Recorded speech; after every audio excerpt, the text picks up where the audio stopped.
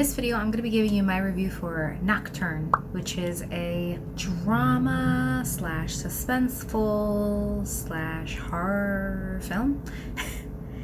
It's not like horror, like I didn't find it to be like super horror scary, but it is under that genre because there are a lot of unappealing images. So the plot of the story is it's about two twins that are basically trying to outdo one another. They become very competitive at a very young age. They both go to the same piano school, and then the film takes a more direct turn when it focuses on one sister over the other and just her hard drive to beat her sister. So then this twin finds a book of a recently deceased class member of their school, and basically she starts following this book, or this book starts showing her images, and she starts to believe that this book is helping her to outdo her sister. This review will have spoilers, so if you do not want to be spoiled, go ahead and leave now. If you've already seen it or you don't care, grab a snack. So my biggest gripe with this movie is I feel like it's very boring in its pace. I feel like it doesn't give us enough depth in the characters. I didn't really care about any of the characters except for the main character, just because I could understand where they were trying to go with her, why she's relatable in a sense, or why you could understand why a character would do this. But I didn't like the way this character went about doing things. She ruins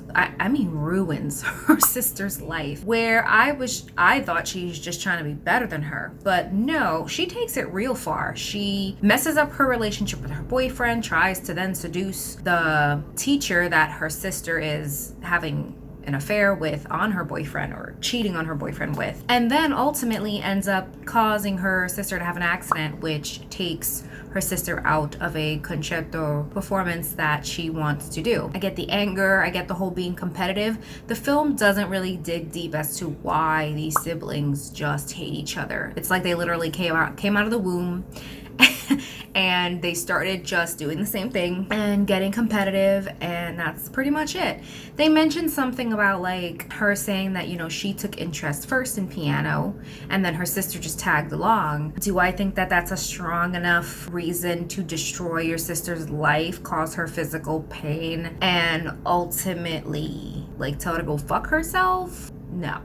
I need a little more than that. But the film continues to go with that. There's a lot of secondary characters that don't really seem important. It seems like they all just have a role to play and they're not really relevant or in there. Like, for instance, the guy, sister's boyfriend that the main character ends up sleeping with once she ruins their relationship. This guy doesn't really seem to have any other purpose other than to sleep with her towards the end of the film, because he's just not really relevant or really brought into the film like he is gonna serve a significant purpose. And it's only really like in the middle of the film, very close to the end, where she starts to confide in him. But for me, there's no reason for her to have confided in him. They just didn't have that relationship off the bat. At least that's what the movie shows us. All of a sudden, just randomly, she decides to just talk to this guy and confide in him as if he's like her best friend. And for me, it was very coincidental, rushed, planned. I just didn't like the way that they went about that. She also does something that's totally out of her nature, which, you know, she says how she's dedicated her life to piano. She doesn't fool around. She doesn't drink. She doesn't smoke. She doesn't mess around, whatever.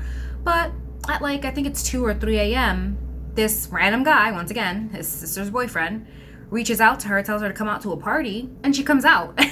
And that to me was weird, because we'd already seen that this wasn't in her character to do this. So was the book influencing her to do this, or the movie need her to be there, so that's why she was there? It felt like she had no other reason to do this other than the film needed her to be there in order for her sister to then have that accident. They don't really show whether or not it's the book that's making her do this, or that it's just coincidental that because she found this book, now she's like cursed or stuck with this book, and she's gonna now play out what this book has in it. The book ends up having like drawings in it that she starts to depict is what might have happened to the classmate who died before, and so she starts to believe that she is going to fall down this path, but she doesn't really seem to do anything to try and stop it. She's worried that she's gonna die, and she's worried this is all gonna happen to her, but I don't really see her taking steps to try and stop it. She waits until the last picture or like the end of the movie to burn this book and try and get rid of it. But at this point, the damage is done. She also doesn't tell anybody about this other than that guy who, once again, I don't know why she would think to trust him. She doesn't try to trust her sister with anything because the whole film is spent with her trying to destroy her sister over just playing piano, which, once again, had it just been like the sister wasn't that big of a deal and this was just this girl driving herself crazy or this book driving her crazy, I think the story would have been a lot stronger. But the addition of the whole sister doing it and that's why she's doing it, to me just seemed very like all over the place, very jumbled, and I don't feel like the story was strong enough to support that storyline that they were going with.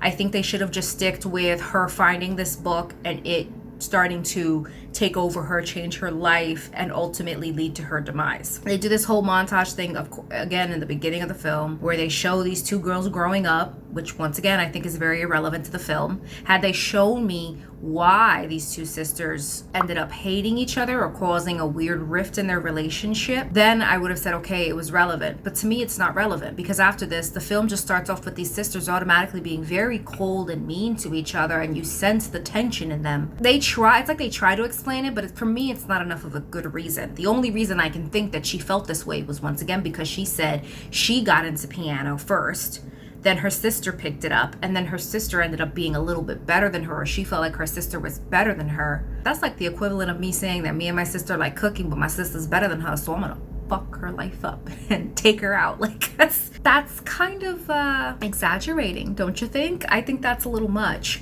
They go with it. It's just, I think personally the film it's a good idea, but I think execution again is the problem. Execution, I think the storyline needs a little bit of help. I thought the characters weren't very written out, or not much detail was given on these characters for us to really invest and care about them.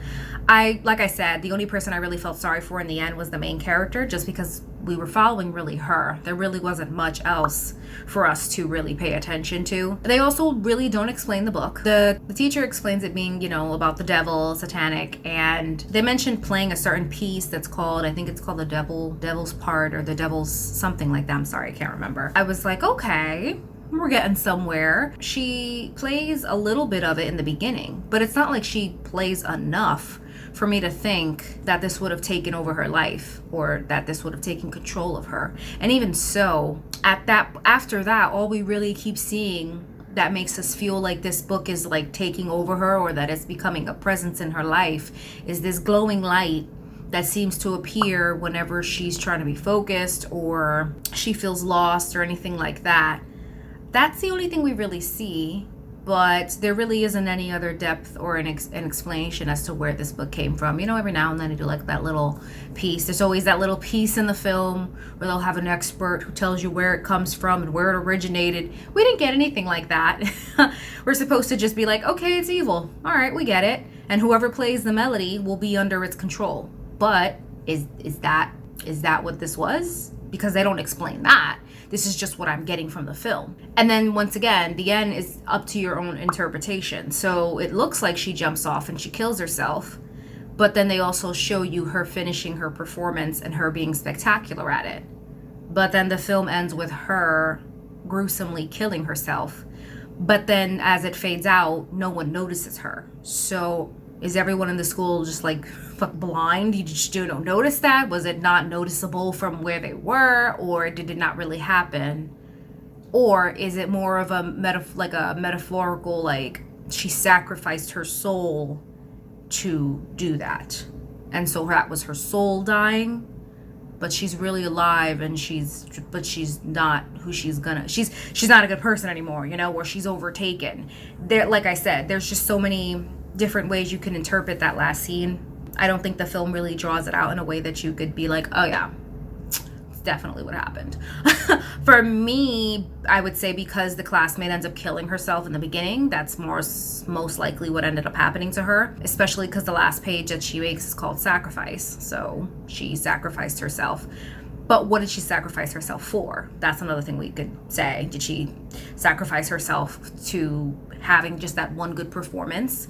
Did she sacrifice herself to having a hallucination of herself performing well before she died? or like I said, we could sit here all day. But yeah, in the end, I just thought that it was a very sad film. Wouldn't say it was a horrible film. I just thought it was very sad, and I thought the execution could have been better on it. This movie, if you want to see it, is available on Amazon Prime Video. I've been watching a lot of movies on that so far. I'm going to give Nocturne a 2.5 out of 5. Guys, thanks so much for watching this video. If you have seen this movie, I would love to know what your thoughts are. Let me know in the comments down below, and thank you guys so much for watching. See ya!